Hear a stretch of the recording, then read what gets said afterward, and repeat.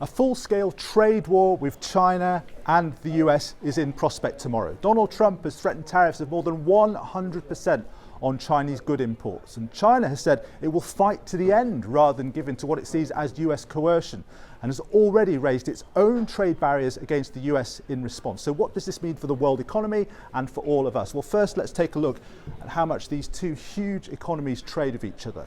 Their trade in goods added up to $585 billion last year, though as you can see, the US imported far more from China than went the other way. And that left the US running a trade deficit of $295 billion in 2024.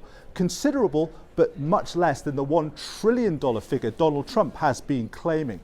So what do they trade with each other? Well, here are the top 5 items for 2023. The biggest exports from the US to China were soybeans used to feed China's pigs, followed by energy, oil and gas, and cars.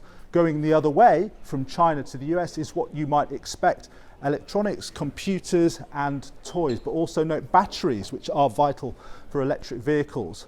All these imported things were already set to get considerably more expensive for Americans due to Trump's 20% tariff. If the tariff went to 100%, all the more so. And of course, these US imports into China will also go up in price due to China's retaliatory tariffs, ultimately hurting Chinese consumers. But beyond these tariffs, there are other ways for these two nations to try to damage each other. China has a central role in refining many vital metals for industry, from copper to lithium to rare earths. Beijing could place obstacles in the way of these metals reaching the US, something it has already done in the case of two materials called germanium and gallium, which are used by the military. As for the US, it could attempt to tighten the technological blockade on China, already begun by Joe Biden, in terms of making it harder for China to import the kind of advanced microchips which are vital for artificial intelligence and which China still can't produce itself yet.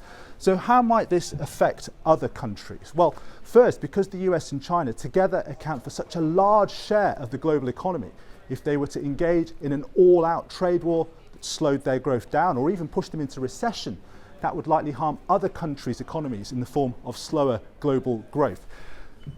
Second, China is the world's biggest manufacturing nation and is producing far more than its population consumes domestically. And it's often producing these goods at below the true cost of production due to domestic subsidies and state financial support, like cheap loans for favoured firms. And steel is a very good example of this. There's a risk that if such products were unable to enter the United States, Chinese firms could seek to dump them abroad. While that could be good for sub-consumers, it could also undercut producers in countries such as in steel, threatening jobs and wages. The spillover impact of an all-out China-US trade war would be felt globally, and most economists judge that the impact would be highly negative.